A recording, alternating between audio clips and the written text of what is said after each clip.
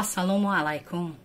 имрӯз ман муроҷиати як оила ки дар ҷанги афғонистон иштирок карданд, маъюб шуданд, маҷрӯҳ шуданд, дар зиндагӣ азият доранд, яъне муроҷиати ин оиларо ба роҳбари давлат, ба пешвои миллат Эмомалӣ Раҳмон ва ба раиси шаҳри Душанбе Рустами Эмомалӣ расонданиам.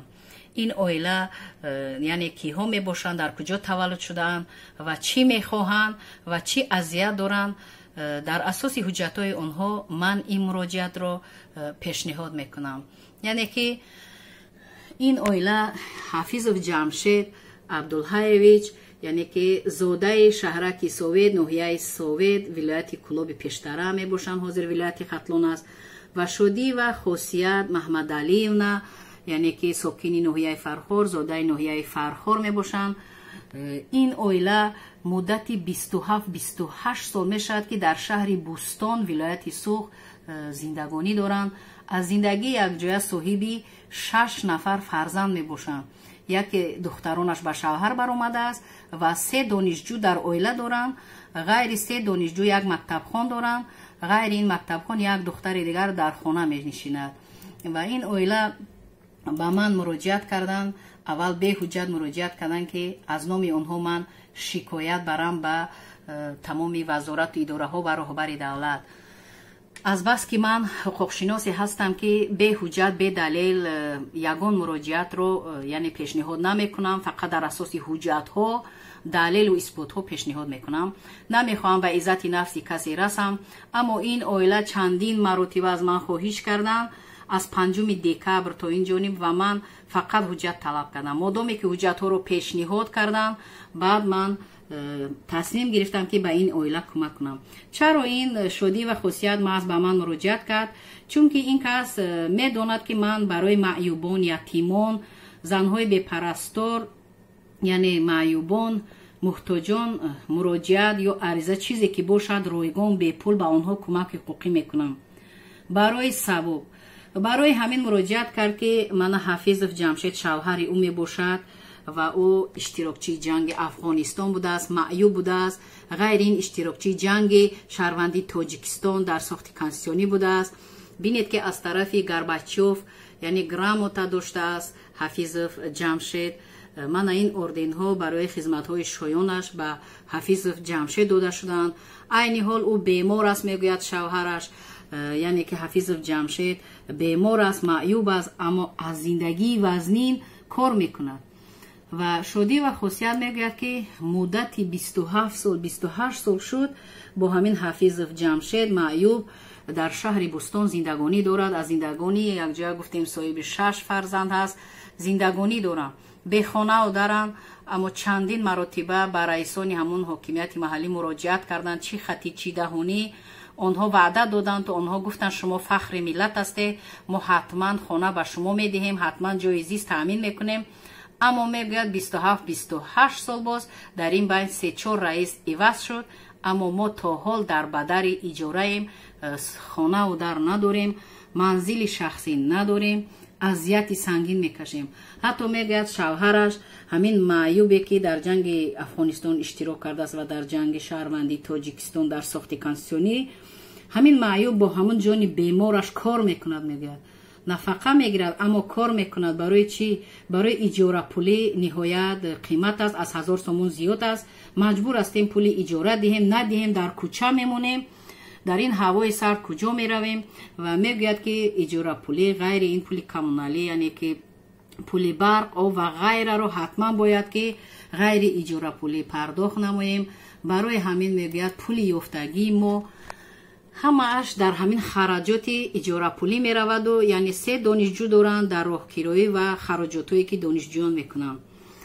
ғайри ин ҳамин Шодӣ ва Хосият мегӯяд ки тамоми мақомоти идораҳо муроҷиат мекунем, ваъда медиҳанду халос. 27-28 сол боз дар шаҳри Бустон зиндагонӣ дорем, одат кардаем. аммо мегӯяд ки инҷо ҳам Тоҷикистон аст, мо тоҷикистонием, шаҳрванди Тоҷикистон ҳастем. аммо аз чӣ сабаб бошад? мегӯяд ки баъди мо муроҷиат кардагиҳо соҳиби хона шуданд, манзил шуданд, аммо мо то ҳол бехонаву бедар дар бадари яъне ки иҷораҳо гашта азият кашида истодаем. و غیر این شودی و خاصیت میگوید که چندین مرتبه من با اون که سوال دادم چرا خطی مراجعت نمیکنید؟ شودی و خاصیت میگوید که ما خطی مراجعت کردیم از همون اداره های پایانی تا دستگاه اجرایی پرزیدنتی، یک مرتبه نه، دو مرتبه نه، حتی میگوید خطا نشد 50 ها ممکن 100 ها مراجعت های خطی و دهانی شده است که اویدی انمی نداشتن منزل و به آنها کمک کنند. وقتی میگوید که همین عریضه ها به دستگاه اجرایی پرزیدنت ارسال میشوند، شودی و خاصیت میگوید که باوری ندارم که پرزیدنت کشور از این خبردار باشد، چون که اگر خبردار میشد شوهر من میگوید اشتراکچی جنگ افغانستان است و در ساخت کانستیتوسیونی تاجیکستان نیست، جان خود را دریغ نداشته با همون جان مجروح و معیوبش یعنی خدمت وطن رو کرده است.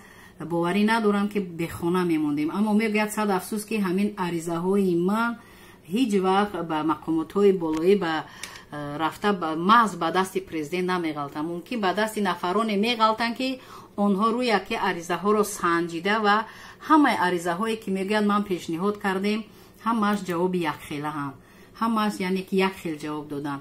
27-28 سال شد در شهر بوستان میگوید خانه و در نداریم، شرایط سنگین داریم و اویله سرفرزند هستیم.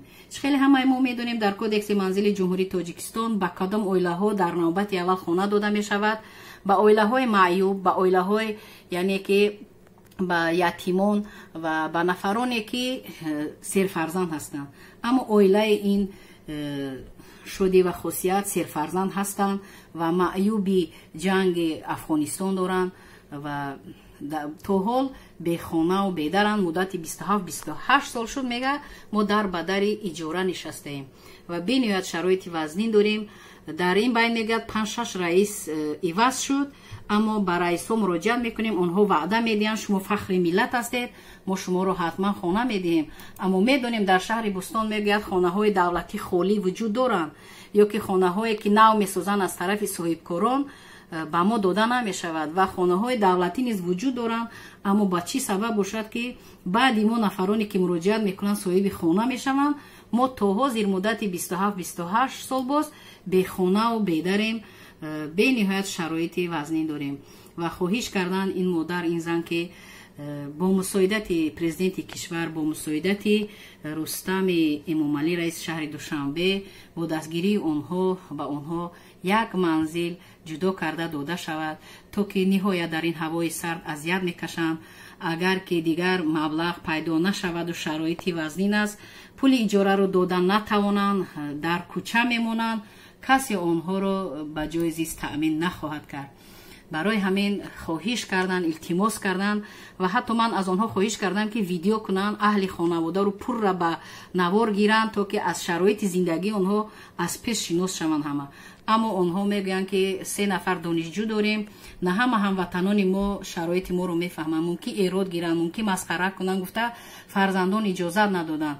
و یک چی حیرانم که هموطنان ما بجای که در روزهای وزنین، در روزهای سنگین یکدیگر رو دستگیری کنن، بجای این با مسخره و ایرادگیری چی لازم است؟ یعنی که آنها برای همین نخواستن که ویدیو کنن. در این خصوص من حجت ها رو طلب کردم و حجت ها رو پیشنهاد کردم.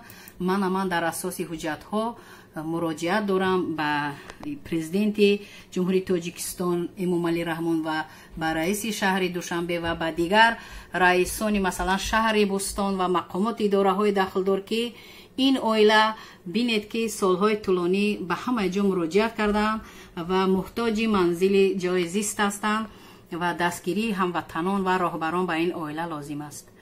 سلامت باشید.